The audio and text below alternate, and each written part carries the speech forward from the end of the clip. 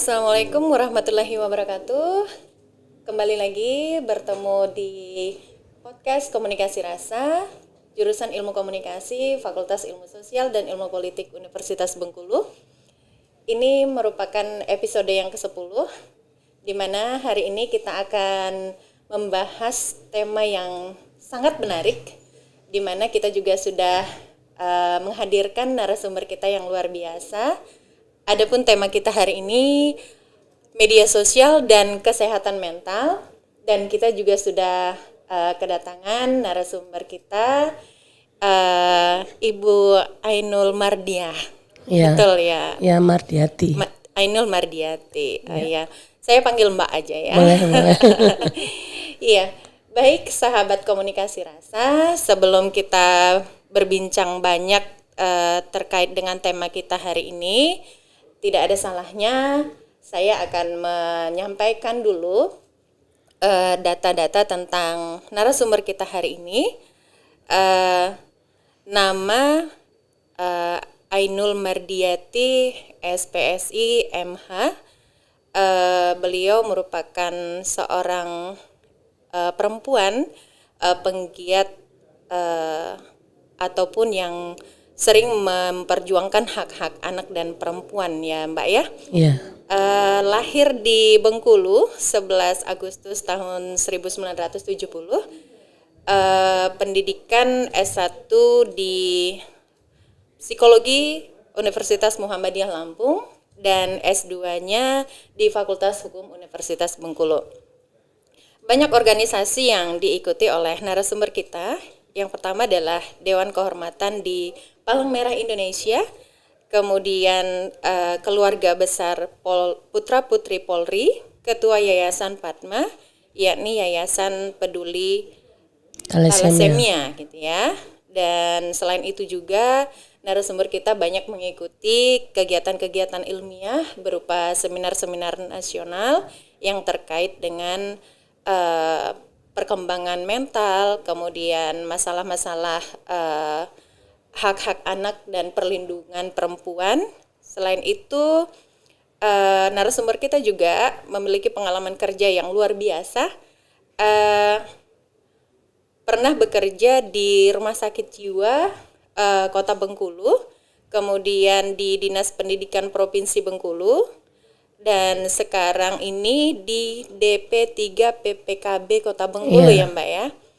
Dan selain itu juga pernah mengajar di Stikes Tri Mandiri Sakti, Sabta Bakti, Akper Provinsi Bengkulu, Universitas Muhammadiyah Bengkulu, Badan Diklat dan Akbitmana. Luar biasa sekali. Ya, baik Mbak, sesuai dengan tema kita hari ini, media sosial dan kesehatan mental. Mengapa ini perlu kita bahas? Karena memang sekarang ini perkembangan media sosial itu luar biasa sekali. Iya, gitu ya. Dari tahun ke tahun pengguna media sosial itu meningkat jumlahnya gitu. Nah, selain itu kita juga sering mendengar dari media bahwa banyak sekali orang-orang yang juga memperoleh ya ataupun merasakan dampak positif dan negatif ketika menggunakan media sosial. Nah, bagaimana menurut pendapat Mbak Ainul terkait dengan tema kita hari ini? Silakan ya. Mbak.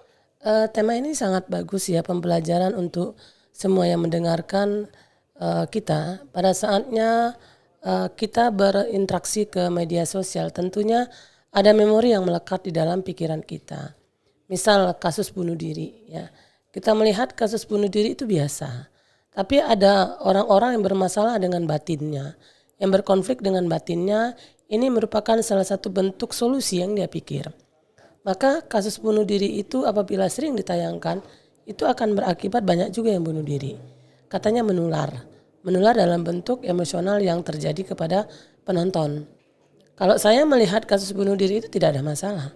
Tapi bagi orang lain yang punya masalah, melihat kondisi itu tentunya dia berpikir, wah kalau saya lakukan ini tentunya akan selesailah masalah saya. Mungkin seperti itu. Makanya media sosial ini tinggal kita yang memilih. Ada dampak positif dan negatif. Kalau kita merasakan perlu bermedia sosial, tapi kita akan melihat yang bagian-bagian mana yang perlu kita kaji dalam diri kita. Sehingga media sosial ini memang dampaknya luar biasa kepada perkembangan mental. Terutama orang yang belum siap dalam mengkondisikan dirinya untuk bermensos ria gitu ya. Banyak sekali hal-hal yang harus kita lihat.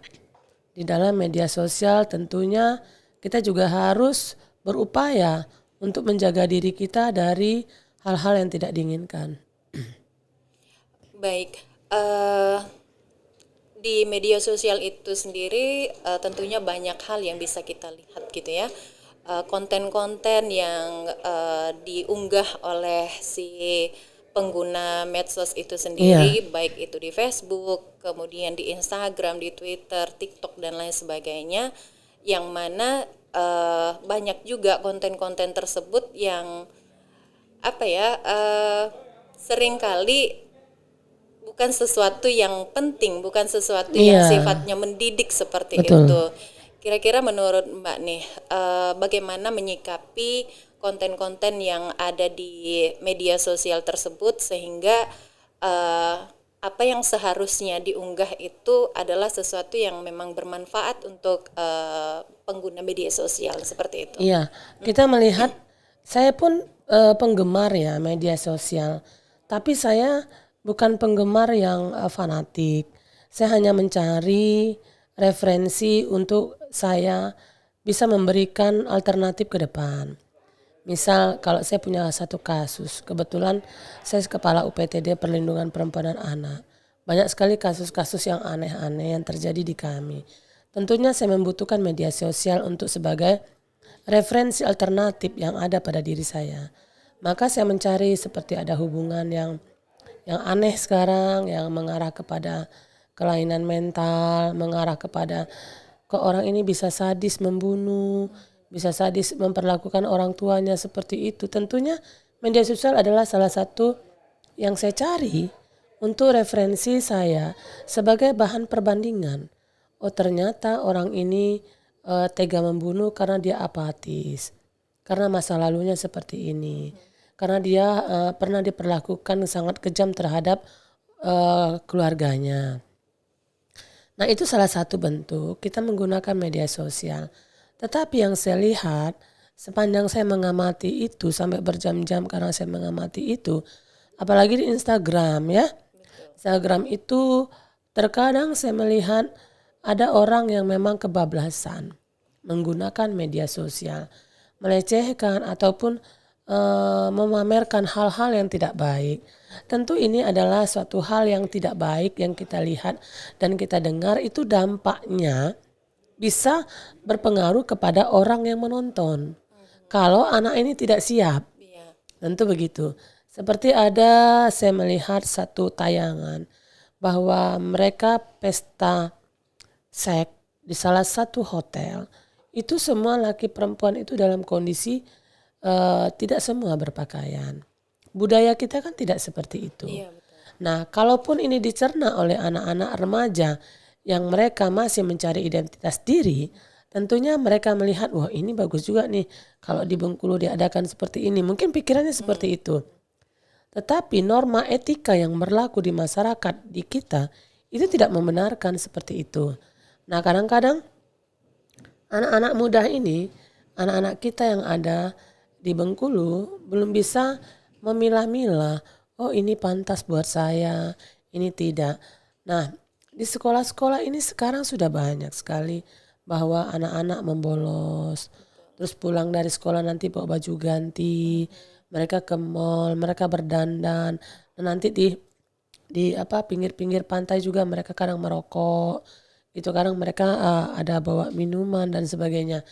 Ini mereka lihat bahwa perilaku-perilaku begitu baik menurut dia, etika kita tidak bisa seperti itu. Karena kita diajarkan bahwa etika yang berlaku di masyarakat itu yang norma-norma yang baik. Yang tidak baik itu tidak termasuk hal yang diprioritaskan. Nah itu berdampak kepada bagaimana kita mencernanya tentang media sosial itu sendiri. Iya, oke.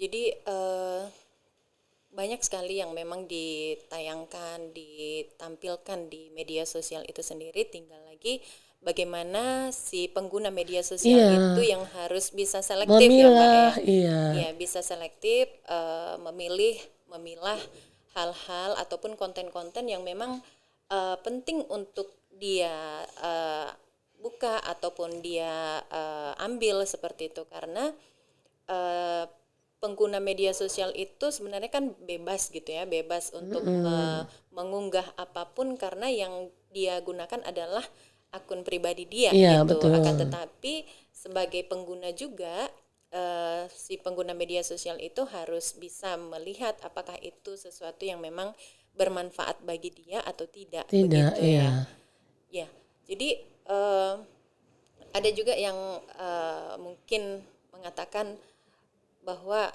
media sosial itu lebih baik nggak usah punya akun media sosial gitu. Tapi kayaknya sekarang nggak bisa nggak lagi bisa ya Mbak sepi ya. hidup, Iya sepi hidup ya. iya, iya, Iya karena dengan media sosial kita juga selain tahu ya, kita banyak teman, selain itu juga kita banyak mendapatkan informasi ya, informasi-informasi, membuat kita lebih kreatif seperti itu. Jadi memang iya, kehadiran media sosial itu tidak bisa diabaikan seperti itu iya, ya Mbak ya. iya, kan di media sosial tuh isi dunia ya, Iya, isi dunia bisa kita buka di situ, semuanya udah bisa kita buka, tetapi tidak juga bisa menghentikan. Kayak situs-situs yang ada di media sosial dibuang 1.000 2.000 datang. Nah artinya memang tergantung dari kita bagaimana bisa media sosial itu berpengaruh kepada perkembangan mental. Misal ya, bagaimana itu bisa berpengaruh kepada perilaku ya. Ada di media sosial itu perilaku yang tidak baik, seperti tontonan yang tidak baik, kekerasan yang memang diupload di sana, perilaku seksual yang menyimpang di sana, terus orientasi seksual yang menyimpang di sana, perilaku tawuran yang ada di sana. Nah kita kan menonton.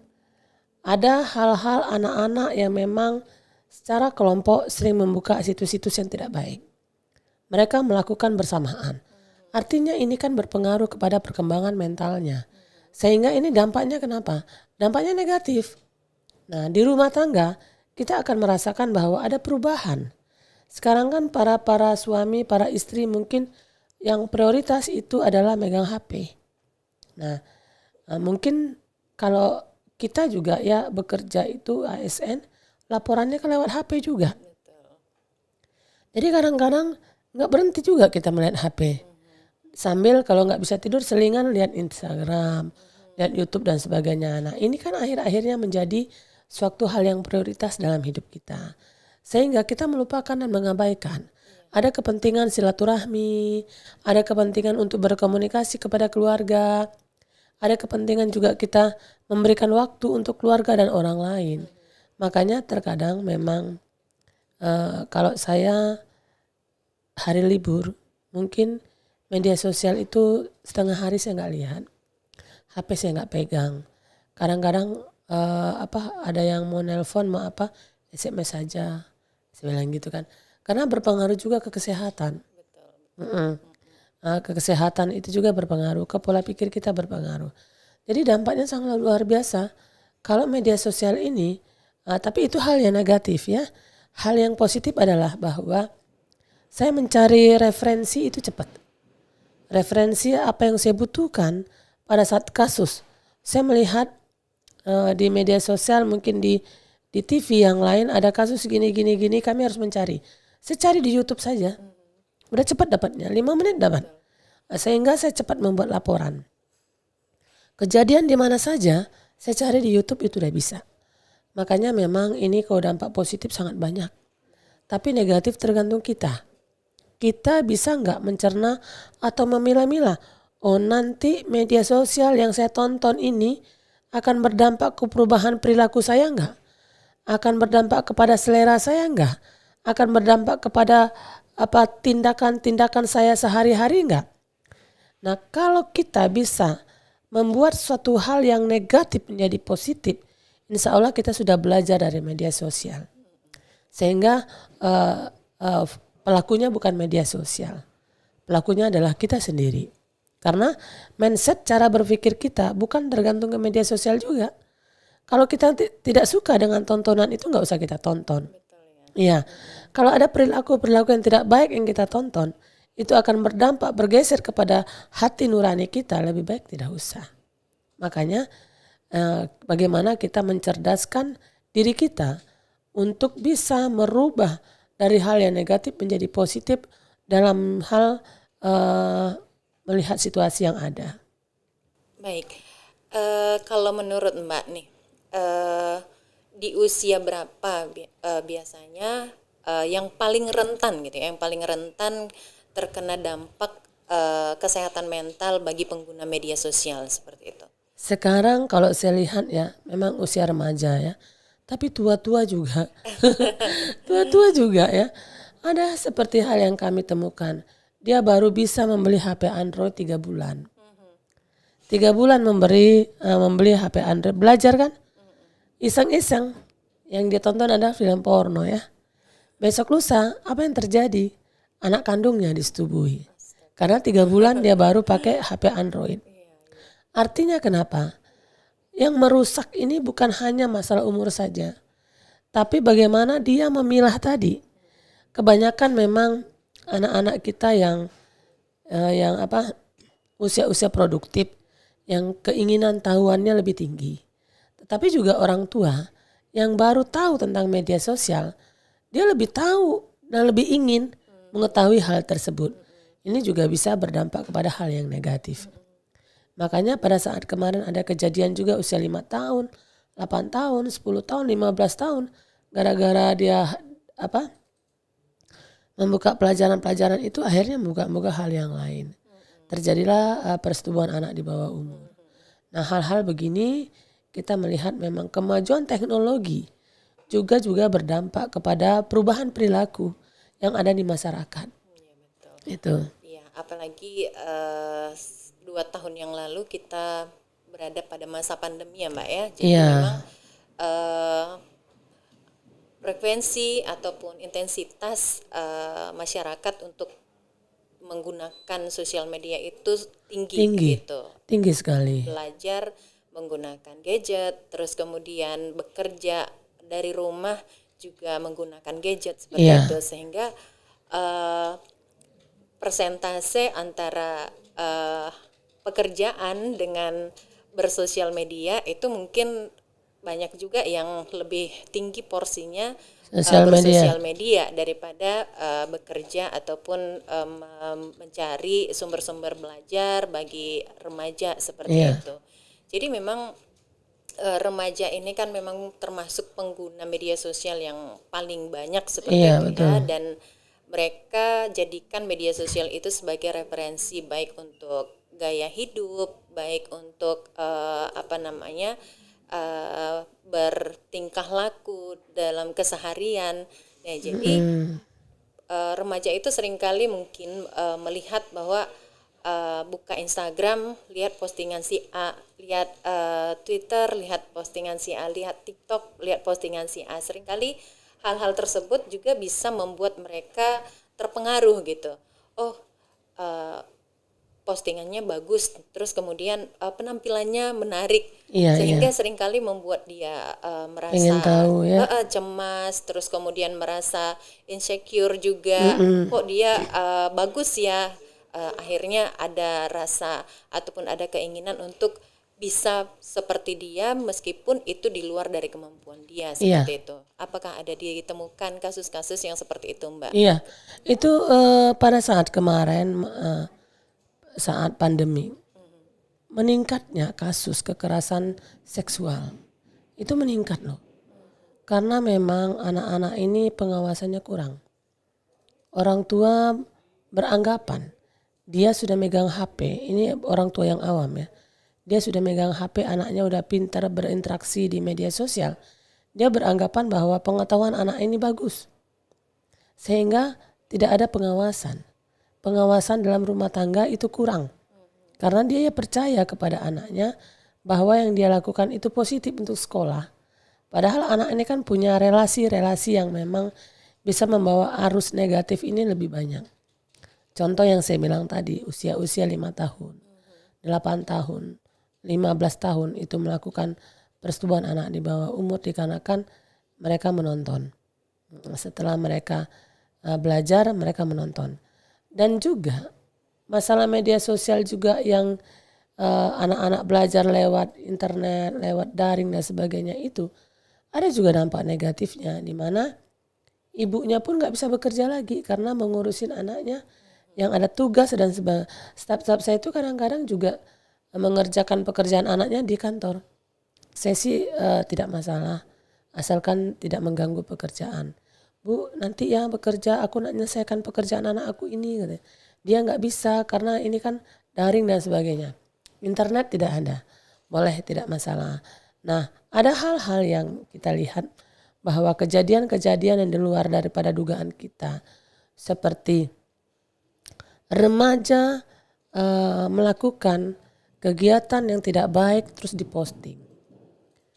Terus juga remaja korban daripada kekerasan seksual di media seperti kasus grooming, ya, seperti yang mereka kenal di media sosial, akhirnya kopi darat.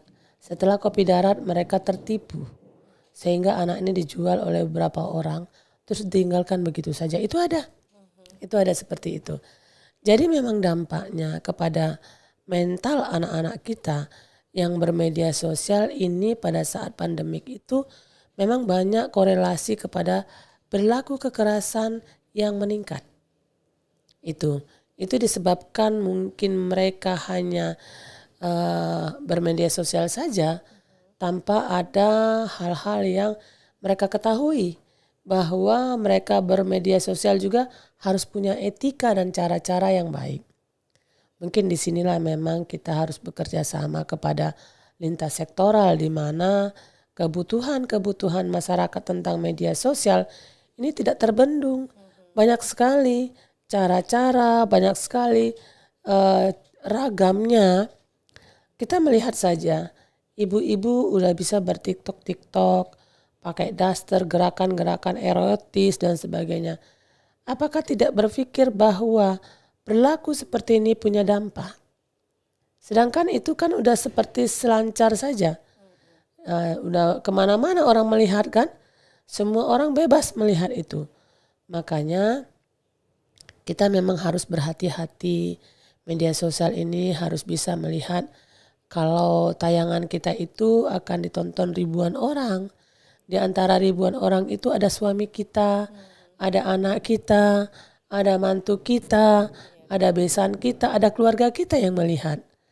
Nah, bagaimana hal ini bisa dilihat kembali bahwa seorang ibu atau seorang ayah menjadi role model dalam keluarga. Tentunya ada isu-isu miring nanti yang terjadi, sehingga kita tidak bisa melihat bahwa orang tua kita sebagai identifikasi perilaku yang terjadi. Makanya kita memang betul-betul kalau pengen menjadi orang tua yang baik, tolong kita bisa menjadi role model untuk keluarga dan anak-anak kita.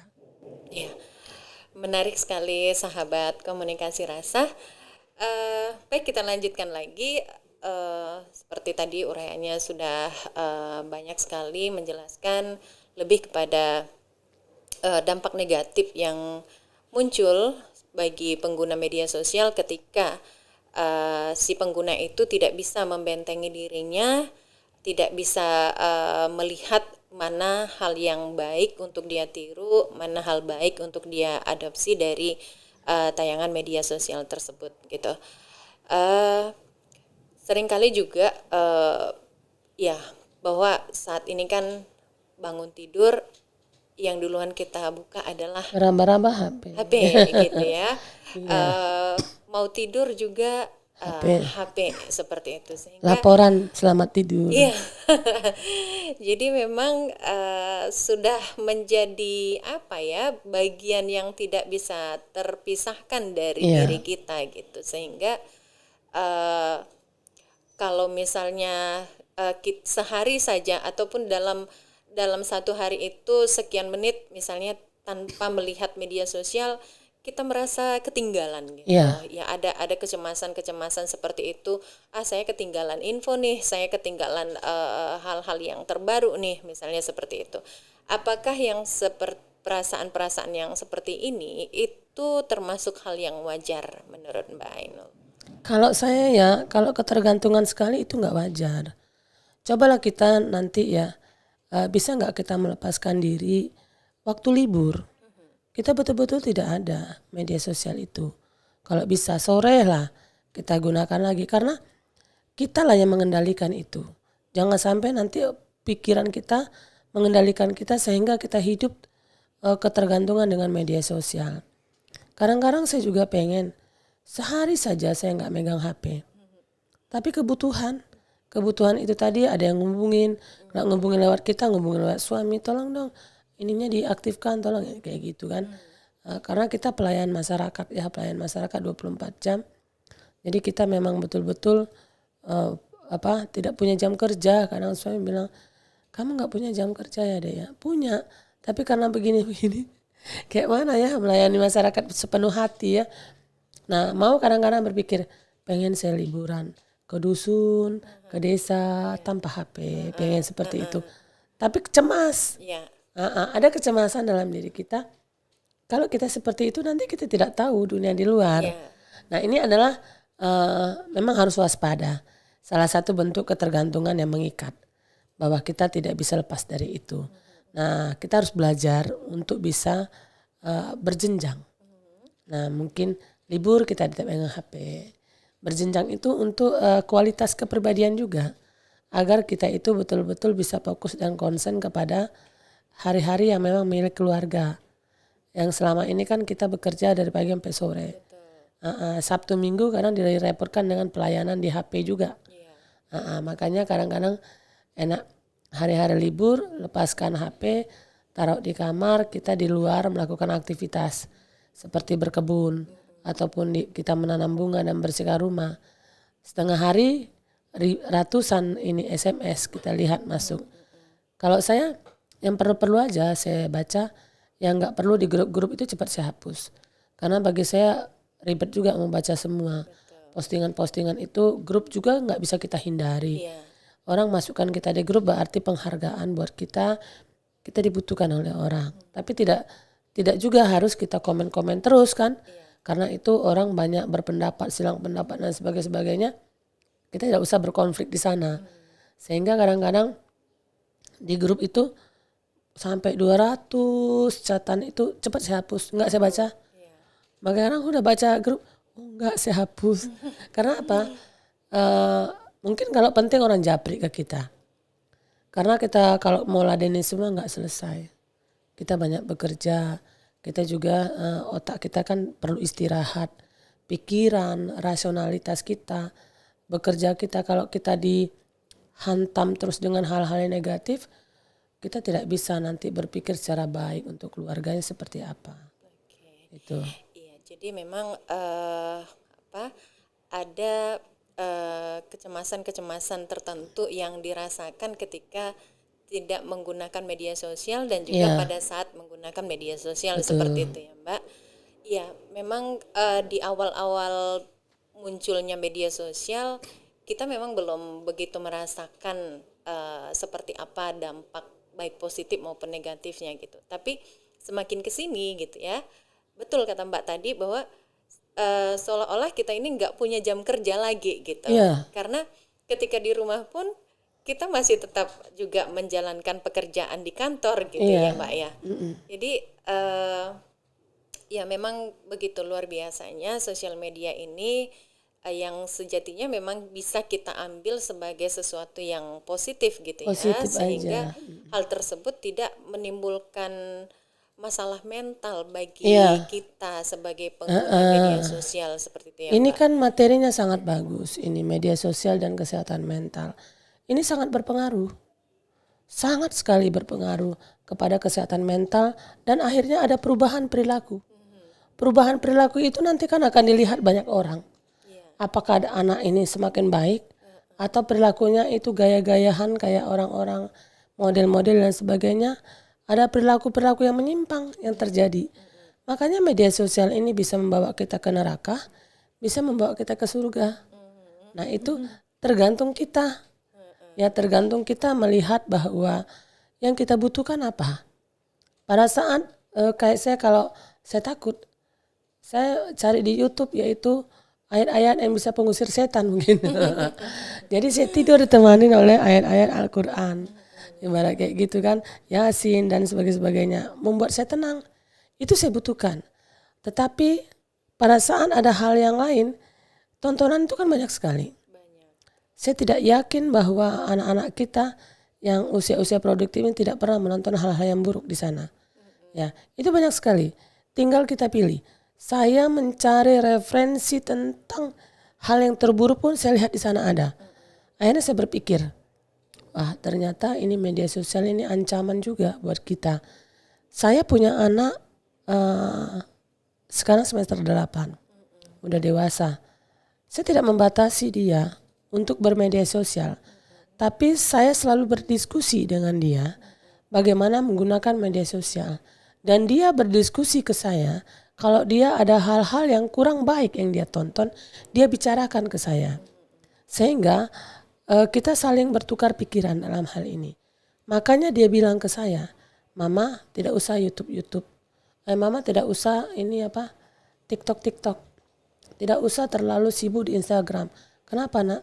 Nanti gak tahan hujatan netizen kata dia. Oh begitu ya? Ya itu saya ikutin. Saya tidak pernah berTikTok. Karena bagi saya bukan kebutuhan. Nah saya juga tidak begitu Instagram. Karena juga bukan kebutuhan. Tapi saya melihat punya orang. Saya melihat tapi saya kalau di Facebook rutin. Itu tentang kegiatan di kantor. Tentang hobi saya menanam bunga. Tentang sayang saya dengan ikan dan kucing dan sebagainya. Tentang hal-hal yang kegiatan positif. Tapi isi hati saya tidak pernah saya inikan di Facebook. Karena saya tidak mau dijengkali sama orang dan dia tahu, oh Bu Ainul lagi sedih nih. Enggak mau. Biarlah saya dengan Allah yang tahu. Kalau saya kecewa, saya sedih, saya marah, saya enggak mau. Karena kita udah menjadi orang publik. Di mana-mana orang butuh kita, mereka tidak tahu kita sakit, kita sedih, kita marah, mereka tidak tahu. Mereka jam 10 malam aja kadang telepon. Bu, boleh curhat sedikit enggak? Boleh. Jam 10 malam curhat sampai jam 12. Nah, waktu kita tersita kan. Tapi orang lain butuh kita. Dia tidak mau tahu kita itu tersita atau sakit atau dia enggak mau tahu. Karena dia butuh kita. Nah, kita harus siapkan diri kita menjadi orang yang dibutuhkan oleh orang lain, yaitu kita selalu berpikiran positif dan kita juga harus bisa menetral diri. Bagaimana kita bisa memilah-milah, menjaga kesehatan mental kita dengan rutinitas kita yang terlalu banyak. Itu. Jadi memang kita harus belajar untuk bisa menetralisir diri kita, untuk bisa memilah-milah skala prioritas dalam hidup kita itu apa. Bermedia sosial yang baik itu seperti apa. Bukan dilarang, tapi membatasi diri kita agar kita sifat ketergantungan itu nanti itu bisa berkurang. Iya, betul. Jadi menurut Mbak nih, terkait dengan bagaimana bermedia sosial yang baik sehingga lebih banyak hal positifnya yang kita dapatkan daripada hal negatifnya, dan tentunya juga mental kita tidak terganggu seperti itu. Ya. Kira-kira seperti apa Mbak? Nah, saya mencontohkan diri saya. Betul. Saya ini kan pemberani bilang iya, tapi penakut juga. Nah, kalau saya penakut, saya nggak mau nonton film hantu. Nah, artinya kenapa? Terekam dalam pikiran saya kalau saya kamar mandi nanti ada hantu. Artinya ini nggak perlu, nggak saya tonton. Terus saya menonton tentang ada ceramah-ceramah Islami, itu saya butuhkan. Bagaimana menghapus kekecewaan, sana begitu. Bagaimana menjadi pimpinan yang baik, itu saya butuhkan. Itu saya tonton. Di dalam diri saya nanti setelah saya tonton itu, ada sugesti positif yang mengalir dari diri saya. Sehingga saya ingin menjadi pemimpin yang bijaksana. Seorang ibu yang baik. Seorang istri yang baik. Nah, terus saya tidak bisa saya melihat ada kekerasan. Tontonan yang berdarah-darah, itu bagi saya sangat terekam dalam diri saya. Saya nggak tonton. Itu berdampak kepada diri saya nanti, terus kepada orang lain. Karena setiap hari kami ini nih dikasih masalah-masalah terus karena memang tempat orang mengadu di UPTD Perlindungan Perempuan dan Anak. Tempat orang curhat, tempat orang mengadu, berkeluh kesah, minta tolong. Artinya saya akan mempersiapkan diri saya sebaik mungkin. Ada hal yang di media sosial yang nggak boleh saya tonton, yang berakibat dampaknya ke mental saya tidak tonton. Itu.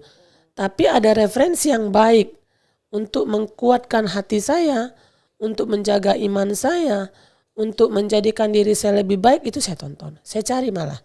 Kayak gitu. Ada juga referensi yang memang ada satu kasus saya butuh. Seandainya kasus ini tentang bagaimana perilaku orang yang pemakai narkoba, tentang perilaku seksualnya, tentang perilaku kekejaman dia terhadap seorang ibu yang dipukulnya. Kemarin ada mahasiswa memukul ibunya, kepalanya itu dijahit sampai 40 jahitan. Kita pertanyakan kembali, mengapa anak ini seperti ini? Berarti ada persoalan yang salah pengasuhan. Itu saya cari referensinya. Setelah saya cari, saya pelajari bahwa saya mempunyai suatu pengalaman, mempunyai suatu pemikiran bahwa ini akan saya berikan kepada orang yang memerlukan. Nah, tergantung dari kita. Kalau memang kita butuh, diri kita ini butuh referensi media sosial yang baik, kita cari. Tapi kalau kita takut, kita tidak bisa melihat itu, nggak usah kita cari. Oke, jadi memang kembali lagi kepada kebutuhan kita ya Mbak ya. Iya. Kebutuhan kita akan konten-konten yang ada di media sosial itu, mana yang memang harus kita ambil, mana yang memang menjadi kebutuhan kita, itu yang menjadi prioritas kita. Untuk hal-hal lain, konten-konten yang tidak penting dan juga mungkin malah lebih banyak manfaat dampak Mudaratnya. negatifnya kepada kita, lebih baik kita tinggalkan seperti itu saja. ya Mbak ya. Iya, oke. Menurut Mbak nih, kalau bermedia sosial yang sehat itu apakah dengan membatasi penggunaan media sosial saja, atau mungkin ada hal-hal lain yang perlu dilakukan oleh pengguna media sosial sehingga tidak berpengaruh kepada kesehatan mentalnya seperti itu Mbak? Nah, kita akan melihat kebutuhan ya. Nah, bahwa kalau kita mengikuti enggak selesai-selesai. Media sosial itu kan banyak sekali. Nah, kebutuhan kita apa? Seandainya kita membutuhkan cara membuat kue, kita buka. Kita membutuhkan bagaimana kelihatan cantik di usia tua, kita cari referensinya, kan ada semua. Tapi jangan pernah kita melihat tentang kehidupan malam. Referensinya banyak, perilakunya banyak. Itu luar biasa mengganggu otak dan pikiran kita. Bahwa ada video-video pornonya juga di situ, porno. Rehabilitas mental yang paling sulit adalah pelaku penonton video porno. Kalau rehabilitas tentang narkoba itu agak mudah daripada pornografi. Jadi makanya kita harus melihat kalau kita butuh sehat mental kita, tentunya kita mencari referensi yang sehat buat kita. Kalau kita mau ikut-ikutan sebagai referensi, sebagai masukan saja boleh. Tapi jangan sampai ini menjadi kebutuhan. Orang setiap hari menonton film-film yang tidak baik. Apakah ada dampaknya nanti? Pasti ada. Pasti ada dampak kepada diri kita. Pasti ada dampak ke perubahan perilaku kita. Sehingga kita menjadi orang yang berbeda. Kalau itu emosi itu menguasai kita, sulit bagi kita untuk mengambil kembali diri kita yang sebenarnya, maka kita sudah menjadi orang yang berbeda. Maka ada orang yang normal dan ada yang tidak normal, abnormal dan normal. Makanya kita mau menjadi orang yang normal sesuai dengan yang kita butuhkan. Kalau menjadi orang yang tidak normal, yaitu kita mencari referensi-referensi yang tidak dibutuhkan, akhirnya kita mengikuti sampai itu menjadi suatu keharusan buat kita. Makanya kalau mau bagus, kita sendiri cari referensi yang bagus-bagus. Kalau itu tidak bagus buat kita, berdampak kepada perubahan perilaku, lebih baik hentikan. Tidak usah kita terlalu modern di media sosial tapi berdampak tidak baik. Oke, ya. berarti memang ada relasi yang cukup kuat antara media sosial dengan kesehatan mental ya, Mbak? Iya, Iya, iya, baik. Eh, dalam menggunakan media sosial ini kan juga apa ya? eh, si penggunanya itu bisa melihat apa-apa yang diunggah, misalnya ketika ada dari postingan, misalnya dia memposting sesuatu kemudian di komentar atau tidak di komentar, itu sering juga berpengaruh iya, kepada si pengunggah itu gitu iya, ya, Mbak ya. iya. Kadang dia membuat status Eh, atau dia joget-joget sebenarnya orang ini berjilbab. Pas pada saat itu dia beranggap nggak apa-apa, cuman hanya di Facebook nggak jilbab nggak apa-apa gitu kan. Diposting, yang nonton kan banyak sekali. Terus orang komentar, kok nggak berjilbab sih? Kan gini, oh nggak apa-apa. Akhirnya panjang-panjang kan. Penilaian orang terhadap kita sudah berbeda. Sudah sangat berbeda. Karena kita akan ditonton oleh banyak orang. Tanpa kita sadari bahwa kita berpikir sederhana kemarin. Nggak apa-apa orang posting di Facebook aja. Begitu kan? Nah itu. Makanya kita harus bisa wanti-wanti terhadap pergaulan kita. Apa yang kita posting itu akan banyak dikonsumsi oleh orang lain. Makanya hati-hati menggunakan media sosial. Kalau memang kita tidak tahu dampaknya, mending kita bertanya kepada orang lain. Kalau memang kita tahu dampaknya, mending kita pilah-pilah. Foto, laporan juga dikit-dikit. Saya ribut sama suami, nggak pulang semalam, entah kemana. Nanti kan ada orang-orang yang bisa menerjemahkan itu dengan tidak baik. Oh istri ini nih kesepian nih. Udah japri kan? Japri. Selamat malam deh, kesepiannya. Ya gini-gini. Akhirnya lahan curhat kan. Banyak terjadi kasus perselingkuhan yang memang disebabkan oleh media sosial. Tanpa kita sadari, kita menampilkan apa yang terjadi pada diri kita dan itu dibaca oleh orang lain. Sehingga yaitu berakibat juga pergeseran tentang transisi perkembangan mental kita pada usia-usia dewasa. Makanya kadang-kadang posting, suami saya pergi nih, nggak pulang, belum pulang hari ini. Nah, ada bapak yang buaya darat ini kan, SMS, oh saya pergi kesepian dong, gini-gini. Nah, nanti itu berlanjut kepada curhatan hati kan, sehingga itu juga berdampak kepada keharmonisan, keteguhan iman. Nah, kalau saya sih simple ya, saya tuh kurang tertarik kalau ada hal-hal yang ada pada diri kita ke media sosial. Saya kurang tertarik untuk berbicara, pamit seolah-olah oh belum pamit nih ke media sosial, mau OTW dulu ya, mau ke situ dulu ya, atau saya pakai make up hari ini apa, atau saya kelihatan cantik atau apa, itu gak penting ya. Jadilah media sosial itu untuk lahan-lahan pendidikan terhadap keluarga, terhadap orang lain, karena secara otomatis kita udah menjadi public figure di media sosial, karena orang kan bukan 1-2 yang menonton, banyak orang, dan itu akan muncul kembali setahun kemudian, 3 tahun kemudian. Nah akan menjadi suatu cerita untuk anak cucu kita kan. Iya, jejak digital namanya ya, Ya, Mbak ya. jejak digital nggak bisa dihapus. Iya, betul. Ya, makanya berikanlah yang baik-baik saja kepada media sosial, karena itu akan terekam dan akan muncul tanpa bisa kita hentikan. Kadang-kadang kita diingatkan juga gitu Ya, oleh media sosial, kenangan kita di waktu-waktu tertentu gitu. kadang sedih kita ya. Kok culun betul ya waktu itu ya, gayanya seperti ini. Saya kadang kehilangan foto-foto ada di media sosial, saya ambil kembali. Tapi alhamdulillah kenangan saya itu selalu bersama keluarga dan teman-teman kan. Kadang waduh waktu saya dengan anak saya begini ya, culun sekali saya, anak saya begini-gini gitu kan. Terus bunga saya dulu banyak, sekarang tidak ada lagi gitu kan. Ya tapi memang ada kalanya kita hanyut dengan berita-berita yang ada di media sosial. Terkadang kan banyak hoax juga. Iya, penyebaran hoax memang luar biasa sekali. Ya, penyebaran hoax luar biasa, dan kita kalau ada undang-undang IT kita kena nanti. Teruskan. Makanya saya pernah kapok ya. Saya pernah meneruskan itu dengan cepat, ternyata waktu kasus-kasus COVID ya, orang itu belum meninggal. Saya merasa berdosa, semenjak itu saya nggak mau lagi. Iya. Padahal kita kan untuk memberitakan kepada keluarga kalau orang itu sudah tiada karena COVID, dan itu hoax. Berarti memang harus dicek betul dulu, baru kemudian kalau memang penting untuk kita sebarluaskan, baru kemudian kita sebarluaskan seperti itu ya Iya, Mbak. Jadi juga posting yang penting-penting saja, jangan yang heeh. penting posting seperti itu ya Mbak. Iya, kita juga masih belajar-belajar ya.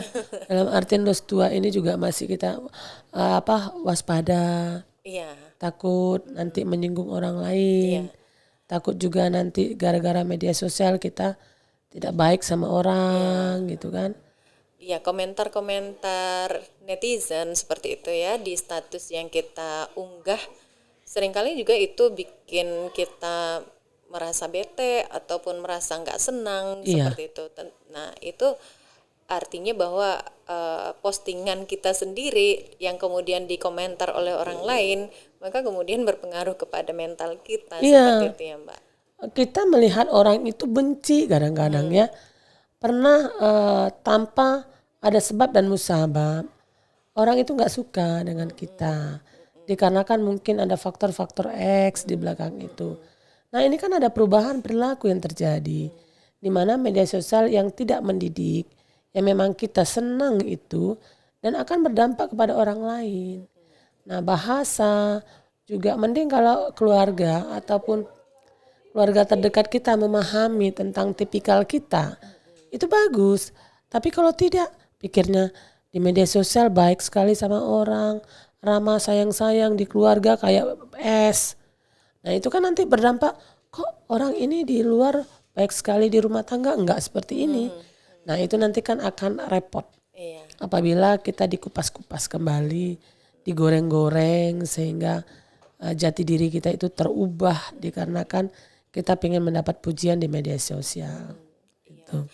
Kadang-kadang kita juga nggak ini ya tidak begitu jelas apakah komentar yang diberikan oleh pengikut kita itu di sosial media itu komentar yang jujur atau seperti apa begitu Iya, ya. Dan juga ketika kita posting sesuatu banyak yang komentar, terus komentarnya tidak menyenangkan, itu berpengaruh kepada mental kita. Terus ketika kita upload status, nggak ada yang komentar, itu pun membuat kita jadi sedih gitu. Berpengaruh iya, juga ke mental kita iya jadinya gitu. berpengaruh. Ada yang jejak digital, seandainya begini. Dulu dia posting-posting tentang kemolekan tubuhnya ya. Nah, pada 5 tahun berikutnya dia udah pakai hijab. Terus juga udah bagus ya. Jejak digital itu akan nyaut ya. Setahun kemudian postingan itu kan muncul kembali. Iya, Betapa kecewanya kita kan iya, melihat itu. Apakah itu bisa dihentikan? Nggak bisa. Makanya memang harus hati-hati tentang hal-hal yang kita posting. Hidup ini kan tidak untuk dipertontonkan tentang apa yang terjadi. Tapi perlu disikapi bahwa kita juga harus belajar dari semua yang terjadi. Karena proses perubahan perilaku itu terjadi karena kita sudah mengalami tekanan-tekanan yang sulit. Kalau kita tidak mendapatkan tekanan itu tidak proses namanya. Makanya kalau memang kita sudah salah menafsirkan media sosial itu adalah lahan-lahan yang negatif. Negatif kita alihkan ke positif. Mana yang penting dalam hidup kita. Kalau kita penting untuk media sosial, boleh memang itu sebagai pengetahuan referensi yang harus kita buktikan lewat jalur media sosial. Tapi kalau perilaku-perilaku yang memang berkenaan tentunya contoh-contoh kekerasan, terus juga contoh-contoh cara-cara membuat membuat bom, membuat apa-apa itu kan banyak sekali di media sosial dan ini tidak usah diikuti. Cara-cara berinteraksi yang tidak baik. Ini banyak sekali. Semua yang kita butuhkan ada di media sosial. Dunia ini bisa terbongkar habis karena media sosial. Tetapi kita adalah makhluk Tuhan yang kecil. Yang tidak punya apa-apa apabila itu sangat luas sudah masuk ke dalam pikiran kita. Bagaimana emosional kita mengontrol itu lagi. Tentunya kita akan terpengaruh kepada media sosial yang sudah kita lihat tadi. Akhirnya kita masuk ke rumah sakit jiwa lama-lama nanti. Ya, karena mental kita sudah iya, berpengaruh. betul betul. Mm-mm. Iya, Sudah berpengaruh, kita perasaan pikiran kita sudah berbeda. perilaku kita udah berbeda, akhirnya kita tidak bisa menguasai diri kita sendiri. Kadang kebawa pikiran seperti itu. Iya. Ketika misalnya posting sesuatu, terus ketika emosi misalnya ya, terus kemudian ataupun misalnya sedang marah kepada seseorang, terus unggah di Facebook ataupun di Instagram misalnya.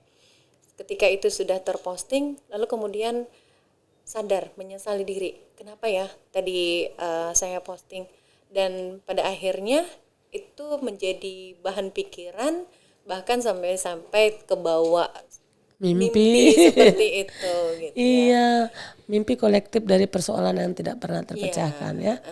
Jadi kalau mimpi itu katanya bunga tidur boleh sebagai pertanda sesuatu dan sebagainya, itu mitos ya. Jadi mimpi-mimpi itu adalah dari persoalan-persoalan kita yang kolektif. Jadi bukan berarti mimpi itu sebagai tolak ukur paranormal ya. Nanti udah mimpi ini kejadian gini gitu. Itu terkadang-kadang seperti itu. Jadi memang media sosial perlu proses pendidikan yang baik. Kita boleh bermedia media sosial, tapi juga kita harus mempunyai etika yang harus kita lakukan di dalam berorganisasi juga seperti itu. Iya, karena Gitu. memang sejatinya ketika kita menggunakan media sosial itu sama saja ketika kita berada di dunia nyata seperti itu ya Mbak ya. Seperti kita berkomunikasi ke alam lain tapi nggak jelas kan. Jadi terkadang-kadang orang bermedia sosial juga dia suka menyendiri. Nah terus bergaul juga kurang. Pada saat dia bergaul di dunia nyata dia mengalami hambatan. Karena kemajuan yang dia lihat itu kan berbeda dengan alam nyatanya. Makanya orang media sosial sekarang kan orang apatis ya. Apatis dengan apa-apa yang terjadi di luar. Karena dia menyibukkan kepada dunia sosial tadi, media sosial. Makanya memang harus kita kurangi lah. Kurangi yang mana penting, yang tidak penting nggak usah. Iya. Jadi menurut Mbak nih, menggunakan media sosial itu kira-kira membatasi waktu berapa lama misalnya perlu menggunakan media sosial dalam sehari? Apakah ada batasan waktu sehingga lebih banyak manfaat positifnya nantinya daripada manfaat negatifnya gitu? Karena menggunakan media sosial yang banyak itu juga selain berpengaruh kepada kesehatan, terus terutama sekali mata ya, karena terpapar dengan saraf kita. layar seperti itu. Jadi mungkin dari Mbak Ainul nih ada saran kepada pemirsa gitu ya, pemirsa podcast Komunikasi Rasa untuk bermedia sosial yang sehat itu kira-kira apa yang harus dilakukan? Misalnya apakah membatasi jam penggunaan media sosial atau seperti apa seperti itu Mbak? Kalau saya sih ya maunya setelah jam kerja itu tidak ada lagi perintah atasan maunya. Tapi tidak bisa. Kami kan berkenaan dengan pelayanan. Kasus-kasus sekabupaten kota. Kadang-kadang jam 2 ada instruksi. 2 malam kan. Oh, tolong lacak ini gini kasus ini. Orang kementerian minta gini. Kita cari. Terus juga kalau secara umum ya. Secara umum selesai pekerjaan. Kita butuh seandainya media sosial memasukkan postingan kita. Minum hari ini. Makan hari ini. Udah. Jedakan waktu kita untuk istirahat dan tidur. Kita nggak usah lagi ke media sosial. Itu yang benarnya. Malam juga seperti itu. Jam 9 selesai. Tutup, matikan HP. Selesai seperti itu. Tapi karena kami ini orang pelayanan. Terkadang lambat dibalas. Masalah nanti. Nah itu. Terus orang datang ke kita. Telepon. Katanya kita tidak peduli. Makanya kadang-kadang saya itu pas jam istirahat. Sabtu Minggu istirahat. Kadang undangan gak saya lihat. Saya butuh istirahat. Nah itu kadang-kadang seperti itu. Dan ada juga HP itu kadang seharian saya gak mau lagi lihat HP. Kadang-kadang seperti itu. Jadi dikalanya bisa kita memaklumin, dikalanya tidak bisa. Di saat tubuh kita memang tidak bisa untuk lagi melihat itu 24 jam, udah kita istirahat saja. Istirahat, abaikan yang lain.